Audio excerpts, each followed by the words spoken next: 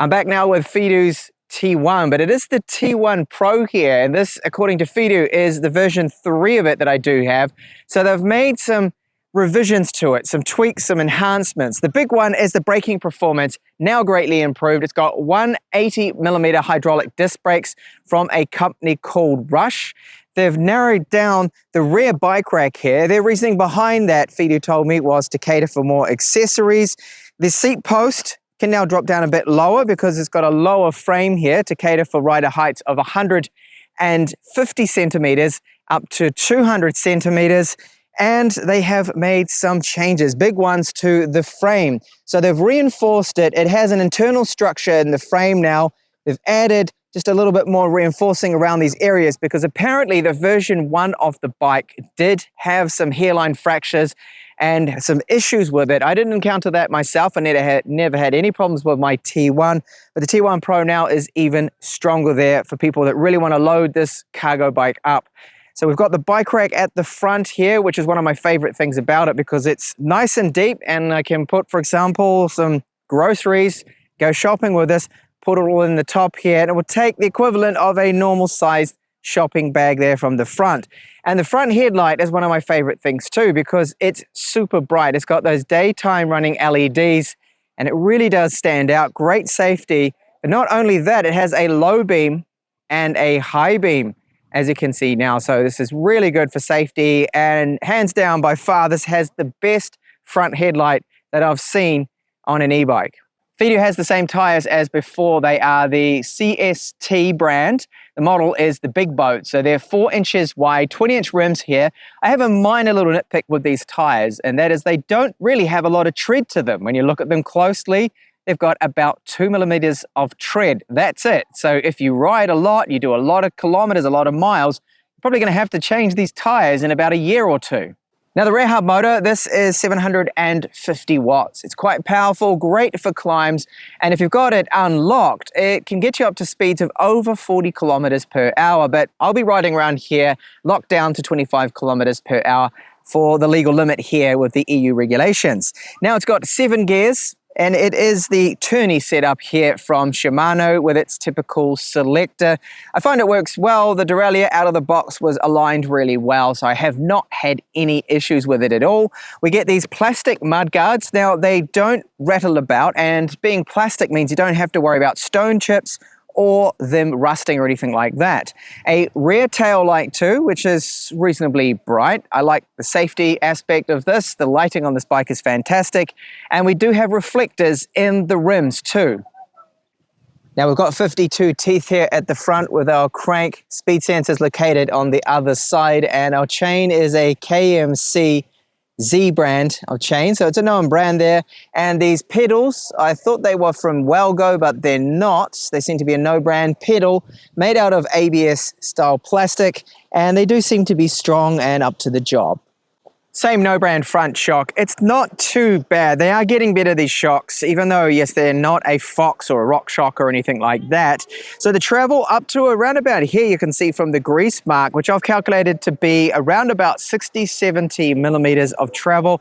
It almost bottoms out completely. Now we've got adjustable preload, and you can even lock it out completely if you wanted to. The T1 has a large battery. It's 20 amp hours, and you can remove it. It's also locked into place. Now the good thing about this lock, it's also an ignition switch, so you can completely disable the bike. You're going to need the key. You've got 2 of them in order to turn it on. Now to remove the battery, it looks like the seat's going to be in the way, right? You'd have to remove it. No, there's a little release here for the seat. You can move it up like so, and then you turn the key here, and the battery can come out completely like so. Now this is a 48 volt system that it's running off. The charge time of this very large battery is rather slow. It's about 7 to 8 hours. So you'd normally charge this overnight. Now Fiido claims it can do up to 150 kilometers with this 20 amp hour battery. The bike has 2 mounting points here for a bottle holder or accessories. You could load up more cargo there, little packs or something. And they do claim that the bike can take 200 kilos total weight. So 80 kilos on the rear bike rack, which is a lot. And then 120 kilo rider maximum weight on the seat. So the seat is very well cushioned. There's a lot of padding in this, and it does have some springs here. So it's a sprung seat, but also the seat post does have a shock built into it, which also soaks up some of those bumps. So it's really comfortable riding this bike. So these hydraulic brakes and the levers, they are from Rush. They have a very good feel to them. And yes, the levers are adjustable, as you can see. There's adjustment right there in red.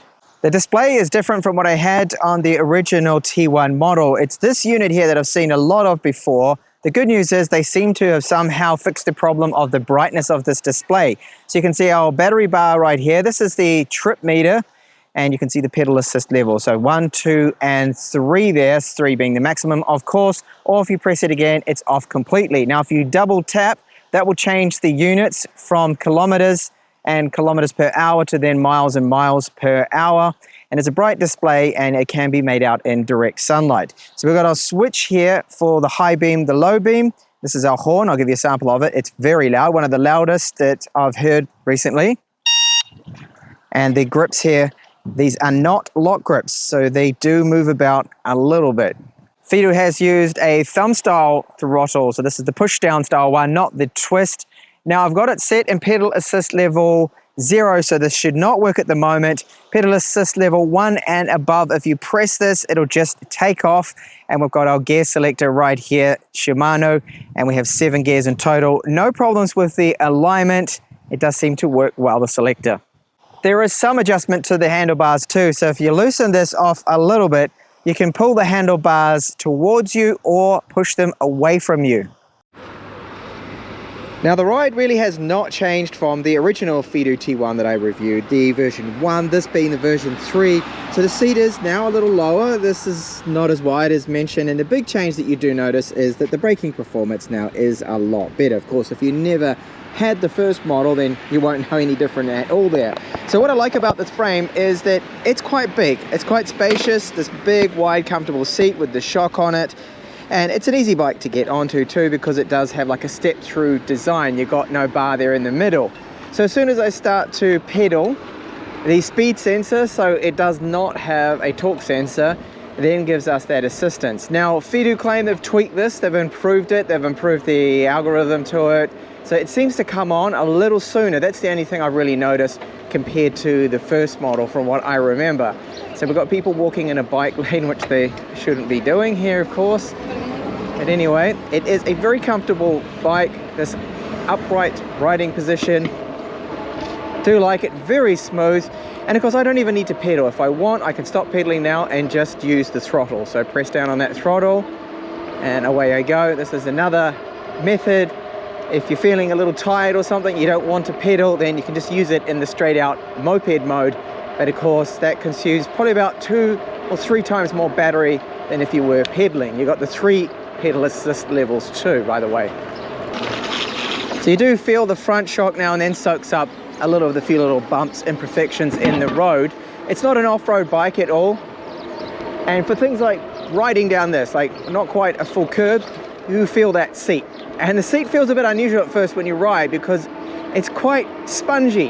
It goes up and down, and when you first experience that, it feels a bit weird. I'm used to having a hard fixed seat post that does not do that. So top speed up to 25 kilometers per hour is what you're able to get up to with the assistance. And then of course, if you keep pedaling on your own power, which I'll do now, I can get up to around about 30, 32, 33 kilometers per hour on the flat here.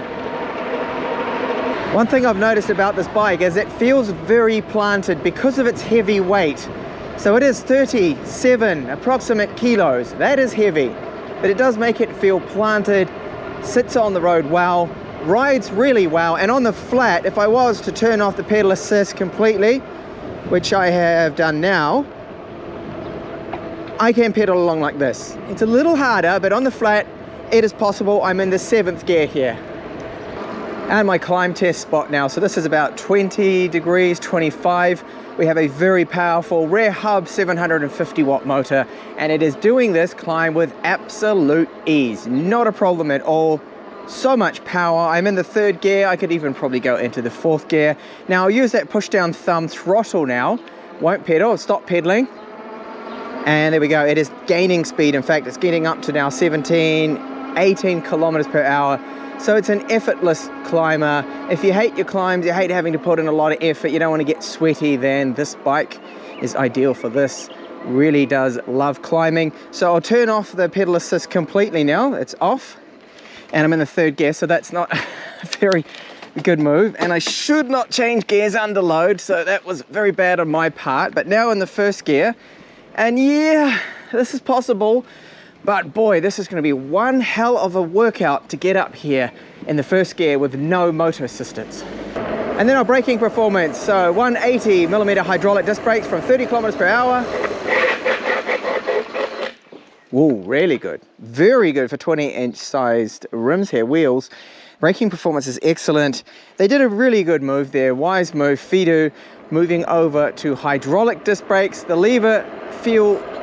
brake levers just feel so much better, and they just have a lot more bite, a lot more pressure being applied more evenly to those discs. So very good braking performance. That's the real big improvement with the new T1 Pro. Okay, so the range is the same as before because we've got the same combination. 20 amp hour, 48 volt battery, combined with the 750 watt motor, which is quite powerful. Now using pedal assist level 3, I'm able to achieve around 80 to 90 kilometers from a single charge, which is really what I was getting out of the original model. Now if you use, of course, a lower pedal assist level, you weigh a little bit less than me, I'm 82 kilos, then you'll get much better range than that. But will you be able to achieve their claim of 150 kilometers? I highly doubt that. I think that's a little bit over-exaggerated there in terms of range, what you can get out of 20-inch wheels especially. So the improvements, I love the brakes now. They really have fixed that minor complaint of mine on the original model, that the brakes just weren't really that great. They were average. And these ones, they've got plenty of bite to them, plenty of braking performance there from the hydraulic 180mm disc brakes. The frame improvements, I've not really noticed any difference really on it compared to the original model, because I didn't have any issues with the original model. I didn't have any hairline fractures or problems. So they're reinforced the tubing. They've got an insert inside it as well to make it even stronger. They've changed some of the part around here. They've lowered the frame down a little, all a lot stronger. So that's a welcome change, of course. And that front headlight, absolutely fantastic. It's one of the best that I've ever seen on an e-bike. Really love the model. You've got the high and low beam set up, and you've got the daytime running LED. The only light that's similar to this one is probably that in the Angry M20 model. Very similar there, but this is even better, this one, super bright. The only thing is that when you turn the handlebar, that light does not turn with you because it's attached to the front basket here. Now the front basket makes it very practical. If you normally ride with a backpack on, well, you can just put it in the front here instead of having it on you. And you've got options, of course, with the rear tray here and attachments that you can put on. So you can really load this thing up as a proper cargo bike there. So I love it. I think it is a great bike here. Really have been enjoying it. The downside to it is, well, the display is a little bit smaller, but I don't really find that to be an issue. It is what was the big one with the original Model 2, is the weight of this thing. It's about 37 kilos. It is heavy, the Fiido T1 Pro. So thanks a lot for watching my review here, and I do hope to see you in the next e-bike review. Bye for now.